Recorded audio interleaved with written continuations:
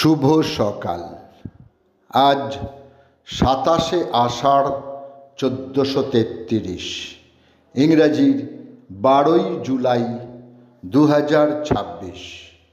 12ই জুলাই 1920 প্রকাশিত হয় নবযুগ সান্ধ্য পত্রিকা, যার যুগ্ম সম্পাদক ছিলেন কবি কাজী নজরুল ইসলাম ও মুজফ্ফর আহমেদ। 12ই জুলাই 1869 অধুনা বাংলাদেশের পাবনা জেলার বারেঙ্গা গ্রামে জন্মগ্রহণ করেন দেশপ্রেমিক সাংবাদিক ও সুবক্তা শ্যামসুন্দর চক্রবর্তী। স্বদেশী দলের অরবিন্দ ঘোষ, বিপিনচন্দ্র পাল প্রমুখ নেতৃবৃন্দের সমপর্যায়ের নেতারূপে তিনি গণ্য হন। 1908 সালে সহকর্মী ও স্বদেশী দলের 8 জন নেতৃবৃন্দের সঙ্গে মান্দালয়ে তিনি নির্বাসিত হন।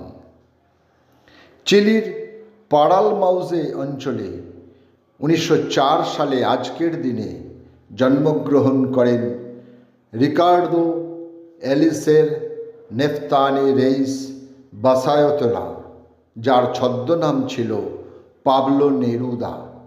পরবর্তীতে অবশ্য পাবলো নেরুদাই তাঁর আইনসিদ্ধ নাম হয়। তিনি ছিলেন চিলির কবি, কূটনীতিক ও রাজনীতিবিদ।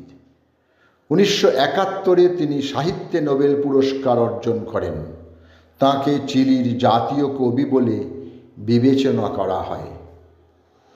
1909 12ই জুলাই ঢাকার সূত্রাপুরের এক জমিদার পরিবারে জন্মগ্রহণ করেন আন্তর্জাতিক খ্যাতিসম্পন্ন বাঙালি চিত্র পরিচালক ও প্রযোজক বিমল রায়। বাণিজ্যিক ও সমান্তরাল সিনেমার এক অভূতপূর্ব মেলবন্ধনের সূচনা করেন তিনি। তাঁর পরিচালিত সারা জাগানো চলচ্চিত্রগুলি হল উদয়ের পথে, অঞ্জনগড়, মা, 2 বিঘা জমিন প্রভৃতি। 12ই জুলাই 1921 মেদিনীপুরে জন্মগ্রহণ করেন মাইকেল মধুসূদন দত্তের সুযোগ্য উত্তরসূরি অধ্যাপিকা সুকুমারী দত্ত। প্রেসিডেন্সি কলেজের অধ্যাপক অমল ভট্টাচার্যের সঙ্গে বিবাহের পর তিনি সুকুমারী ভট্টাচার্য। তিনি ছিলেন প্রাচীন ভারতীয় সাহিত্য, ইতিহাস, সংস্কৃতির বিদগ্ধ গবেষক ও প্রখ্যাত অধ্যাপক। ইংরাজি ও সংস্কৃত দুটি ভাষায় তিনি MA ডিগ্রি লাভ করেন। ইতিহাসের আলোকে বৈদিক সাহিত্য তাঁর এক অন্যতম উল্লেখযোগ্য গ্রন্থ। অভিনেতা নাসিরুদ্দিন শাহ বলেছিলেন, বাঙালির ওঁকে নিয়ে গর্ব করা উচিত। বিস্মৃতি শৌখিন সেই বাঙালি কি মনে রেখেছেন অসাধারণ প্রতিভাশালী নাটক নিবেদিত প্রাণ নীলকণ্ঠ সেনগুপ্তকে? আজ শিল্পীর জন্মদিন। 1942 সালে বাংলাদেশের ফরিদপুরের কোটালীপাড়ায় তিনি জন্মগ্রহণ করেন। 12ই জুলাই 1965 মহীশূর রাজ্যের ম্যাঙ্গালোরে, বর্তমান কর্ণাটক রাজ্যে জন্মগ্রহণ করেন ডানহাতি ব্যাটসম্যান ও অফ স্পিন ভারতীয় খেলোয়াড় সঞ্জয় মঞ্জরেকর। আন্তর্জাতিক ম্যাচে অভিষেক হয় 1987 সালে বিপক্ষ দেশ ওয়েস্ট ইন্ডিজ। বর্তমানে তিনি একজন ক্রিকেট ধারাভাষ্যকার। মঞ্চ, দূরদর্শন ও চলচ্চিত্রের একজন সফল পরিচালক অনিন্দ্য সরকারের আজ জন্মদিন। সময়টা 1965। পরিচালনার পাশাপাশি তিনি একজন গুণী অভিনেতা। তাঁর পরিচালনায় তৈরি হয়েছে শ্রীরামকৃষ্ণ, আশা, সুখের খোঁজে, আলোকিত এক ইন্দু, কাঁচের দেওয়াল ইত্যাদি ইত্যাদি।